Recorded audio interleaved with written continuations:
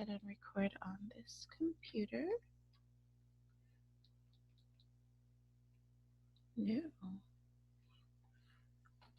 Hi, everybody. Welcome to Ladies Power Lunch. Thank you so much for joining us. I'm so excited today because we're joined by Stephanie, and she is going to share with us her success story. These interviews that we're doing for this limited series are called Success in Any Season. I think these are important stories for us to tell because we're going through a year that's a little bit different from the years that we've had in the past. The transformations that we've had to have during this year have been a little bit different. And so having stories from people who have succeeded even in tough times is always a good inspiration for all of us. So thank you for joining us and welcome, Stephanie. So Thank you. tell us, who are you and what is it that you do? First, thank you for having me. This is so much fun and interesting and a great way to just get to know people and talk together.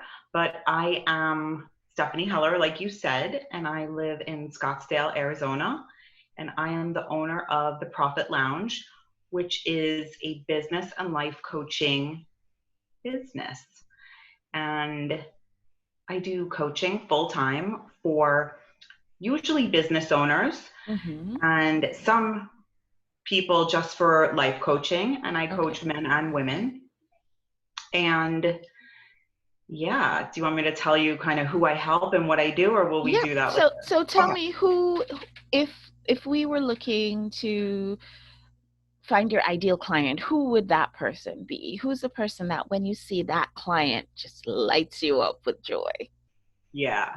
So I love entrepreneurs that are willing to take a risk and who are comfortable but still a little uncomfortable doing the next thing or moving forward. So I usually work with business owners that are in years anywhere from 1 to 5 and that are having the same reoccurring problem, or they think the problem is one thing and it's something else. And we really get to going through all of that, laying it all out, um, and also dealing with life that is your business also. And people think it's separate and it should, work separately, but it's all together. So I do a lot of life coaching in there. Mm-hmm, And mm-hmm. It's not separate, it's all together. You're absolutely right. you'd be surprised. People think like, oh, this is happening in my life and it doesn't matter. And I'm like, well, look at what you're bringing over here. So we do that. What else? I do a program called Your First Year in Business. And I think Okay. a lot of coaches want to coach people that are over 6 figures already and are doing one thing. And I found that this group over here really needed help and have a lot of experience in business building. So I do a 6 month program, which covers your entire year. Mm-hmm. And it really just lays out the whole foundation of what's coming up and how you could think about it and what needs to happen. That's wonderful. I love that because, when I really feel for new business owners because there's so much they don't know. And I remember being new and I remember not even knowing what I don't know. So it's always great to have a guide. And if anybody was to ask me, what's the number one thing that I would say to a newly minted entrepreneur, it would be get a coach. Do Mm-hmm. not hesitate. Do not pass go. Do not collect $200. Get that coach and do it today. And that has been, I think, one of the things that has helped me in my business because you go to school and you learn to do the thing that you learn to do with your clients or your patients or whomever it is that you are here to serve. But for the most of us, we haven't been to B school, we haven't been to business school. So, and even those of us who have degrees in business, there's still things about running a business, being an entrepreneur that nobody ever taught you and a coach can actually walk you through. So that's wonderful that you're serving that particular group of people. Want to just say hi and welcome to everybody who's joined us over on Facebook. So glad that you could join. And I'm wondering, Stephanie, what was it that made you say yes to actually hopping on the show today? I mean, you're coming to us all the way from Arizona. We're in Connecticut. It's about to be a snowstorm in like the next 5 minutes. I'm betting that's not what's happening over there. Right. As you know, Arizona is the sunshine state. So when it's 50 degrees out, it's the most freezing thing ever. But I'm from New York. I don't know if you could tell from my accent. So I've definitely been to Connecticut a bunch of times. But what I really liked about this group was the upbeat vibe of especially you, the leader, and just like this kind energy also with business. And you don't really find that a lot. So I popped into the group and there's a lot going on and people are vocal and interested and want to be there. So I thought this is a cool place to be. Awesome. Well, I'm glad you're here. And so, like I said at the top, we are talking about success stories. So tell us a little bit about, the tough time that you went through and how you managed to turn things around. What really happened? Yeah, there's a lot of tough times, as you know, as a business owner and the roller coaster. But one that I picked for this was when I decided to close my personal chef business, which I owned for 11 years and was my complete identity. And I was so attached to being that business owner and making that kind of money and being known in my community for that. So, about a year and a half ago, I was already coaching business coaching and I knew I wanted to be a life coach also. So I started my certification and I had to decide what I'm going to put all my energy in. I'm not a spread it thin kind of girl. I'm like a go all into one container and just do it right. So I decided after 11 years to close my business, which had 8 chefs working for me. I had a full-time culinary manager and it was extremely profitable. Like people thought I was crazy to shut it down. And it was torturous going through all of the mind drama of, is this the right thing? Why am I doing this now? Like I had no bearing on what I really wanted because I was looking outward, trying to please everybody else. And it took a huge toll on me stress wise, um, drinking more, eating more, just scrolling on social media, doing things I don't want to do. And I got really disconnected with who I really was and why I started that business, which was to help the community and how it's okay not to do something forever. You could move on to something else. And it was I put myself through a torturous year, basically. Hmm. Hmm. And one thing I realized, what I was obsessed with how it should end. I wanted to sell it for this huge amount of money and have this fantasy exit. And I wouldn't do the work to get it to that point to get ready. I don't know if people know this, but selling your business is not what you think it is. It's a lot of hard work. It's a full-time job. It is. And you have to start 6 to 12 months before. Yes. So when you're checked out and you're like, I'm ready to move on, I don't care about the paycheck anymore, let's just move on, you still have 6 to 12 months of work to do to get it ready to sell. And I wasn't prepared for that or willing to do it at the time because I was so tortured. Um, I was able to sell a part of it to somebody who used to work for me, not anywhere near what I wanted or thought, but at least, he was happy and got something. And then I closed the other half. And that was a year and a half ago that I started business and life coaching full time. Okay. And how have you been doing since then? Very well. As soon as I got out of my crazy spin of how it should be and Hmm. making myself wrong for not following this script of how I thought it should be. We call this like having a manual for yourself of how you should act and do and how other people should act. It started to unfold, and I got to be the beginning business owner again, which is something I hadn't done in 11 years. That like fun part when you're figuring stuff out and you're eager and you're hungry and you're willing to do everything. And You're at first, excited. I don't want to do this. I want to buy myself out of this. I was like, who can I pay to get me out of this part? But you can't. You just kind of have to go through it. Mm-hmm. So, yeah. So, what do you think was the biggest thing that was holding you back from making your transition a bit more smoothly? I was obsessed with being tied to one outcome. Like, if it's not this way, it's wrong. And Mm-hmm. more importantly, I'm wrong and I'm not good enough. And I worked so hard for 11 years and it should end this way. And the universe and God and whoever, we don't know the whole plan. So we can Mm-hmm. sit there and try to fight it, like fight the circumstance or whatever outside of you. Or we could turn back in and say, what's perfect about this right now? What is, what did I learn? What can I take with me to my next business? Mm-hmm. Mm-hmm. Um, One thing that I didn't really get until the start of my training was that our thoughts are optional and that we can not have them go on repeat over and over and dictate what we don't even want to happen. And that was a big change for me. Yes, absolutely. It's interesting that you say that because I constantly remind everyone, and of course remind myself, that you can choose your thoughts.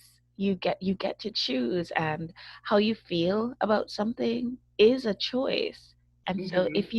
if you know that, if you're tapped into that, then realizing that you have the opportunity to choose what you think and choose how you feel, I think that is golden. It's not Mm-hmm. necessarily easy.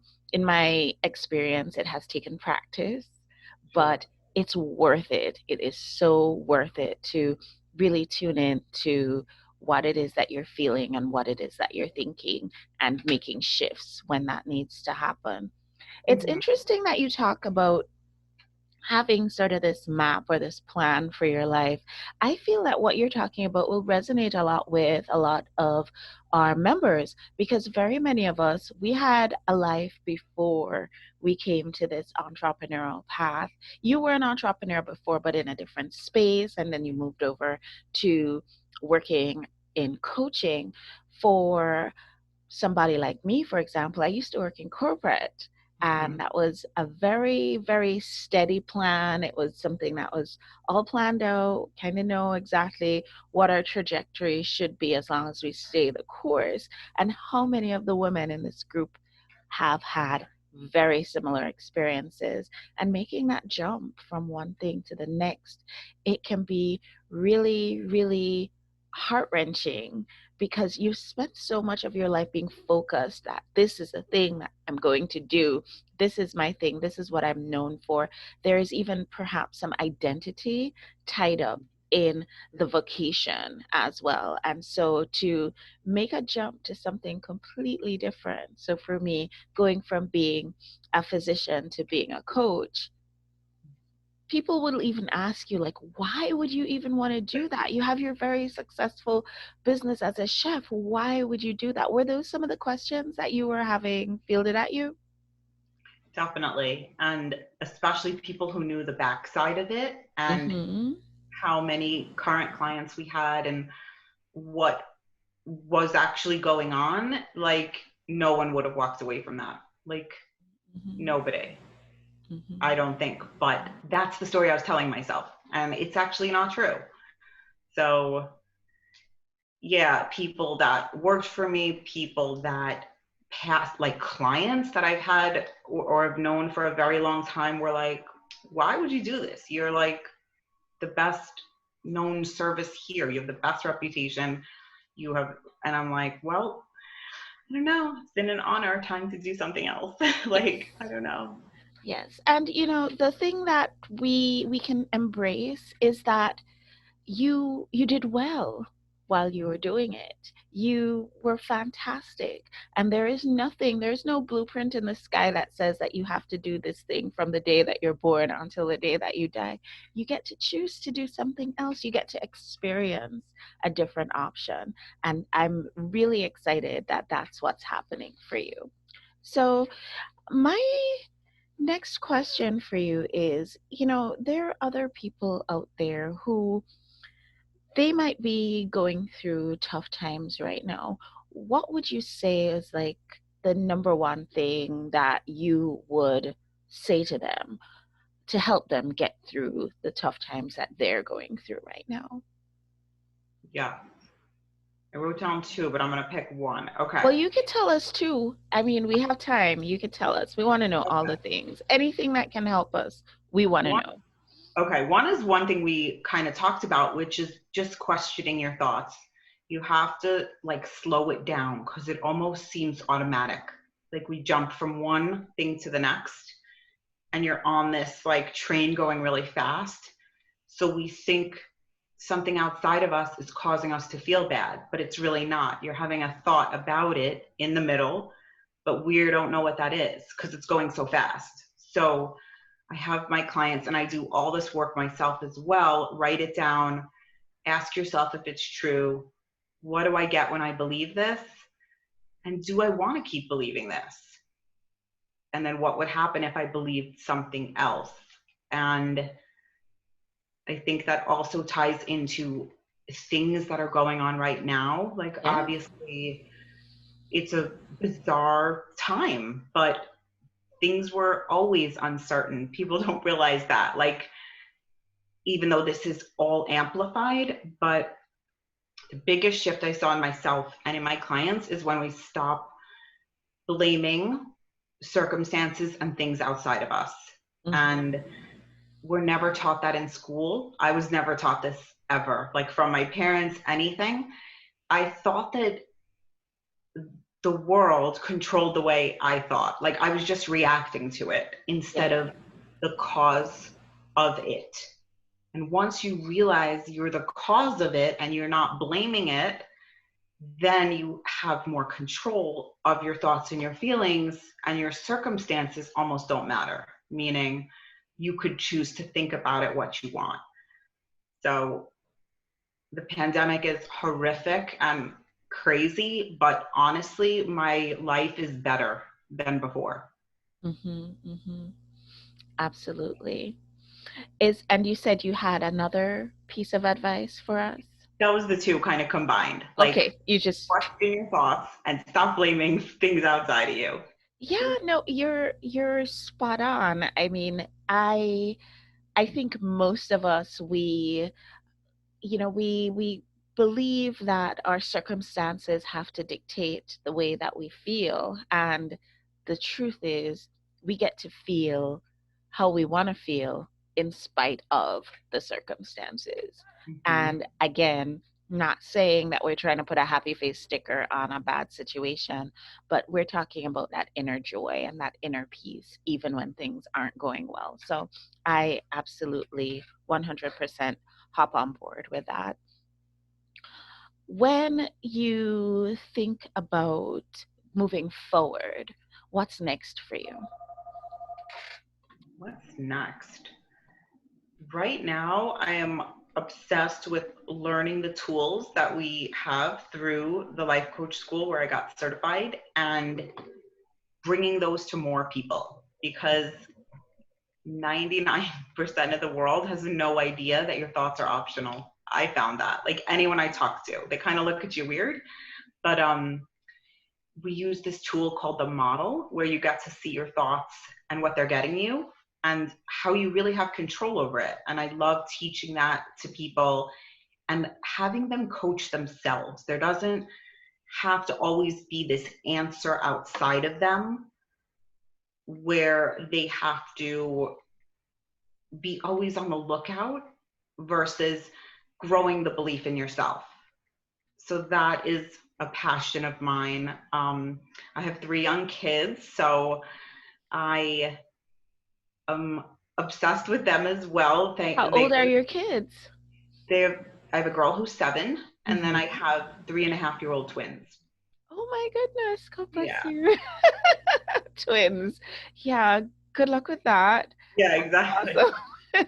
I have two kids. I have a 6-year-old and I have a 10-year-old. And believe me, I cannot imagine throwing twins into that mix. Yeah. That's a lot. Good luck. Thank you. Whenever I say I have twins, they're like, "Oh, I always wanted twins." And I'm like, "You don't know what you're saying." And I have friends that have triplets because we're in a twins group, and Hmm. I Hmm. can't even imagine. So luckily, they all still go to school. We're very blessed that we have, care like that, that I could still do this work during this time. And yeah, so just serving the people and kind Have of you been leaving. able to continue pretty much on the same path of working with your clients now that we're not in person anymore, or were you always virtual? This was always virtual. That was the Okay. plan, to be Mm-hmm. nationwide. And I do even have clients in other countries. So Mm-hmm. Mm-hmm. the model is definitely virtual, but of course, so much of the power is being in person and making the effort to show up somewhere and to meet somebody. So I definitely miss that, but yeah, we're virtual. Okay, well, that's great. So, do you have any upcoming events or programs or anything like that that you'd like to share with us? Yeah, so I would invite people if they want to find out more about how I work and kind of what methods work really well for people. I come over to my website, which is stephanieheller.com. And I also have a Facebook group called the Profit Lounge, which we talk a lot about business and stuff like that. And then I'm trying to think what else would serve this group. I know a lot of people get stuck with overthinking a lot and having trouble making decisions, especially now or if there's too many options. So I do have a guide to stop overthinking and know exactly what to do in your business next that I'll put in the link here. Okay. They can opt in and get. Is that something that's available on your website as well? It is. It It's still is. on my Okay. website. Yeah, Awesome. And say your website one more time so that those of us who might be listening on podcasts can get that information. sure. It's just my name, first name, last name, stephanieheller.com. Awesome. That's super easy. I feel like you got to make it easy, right? Yeah. So, Exactly. Stephanie, thank you so much for joining us today. This has been an absolute pleasure getting to know you all the way in Arizona. It's Yeah. really exciting for me that our membership spans the country. And just like you, we do have members in other countries as well. So, it's really, really great to see everybody once in a while. And I hope you'll stick around in our group and make Yeah. friends. Go ahead and post beneath the chat where your video is, and just connect with everybody because there's only one rule in Ladies Power Lunch, and that is that we intentionally support each other. That's pretty much it. But I feel like we don't really need any more rules. That's all we need, right? Right. Thank you so much, Stephanie. Thank you, everybody who joined us over on Facebook. Thanks to all our viewers and our listeners, and we'll see you on the next show. Bye. Bye.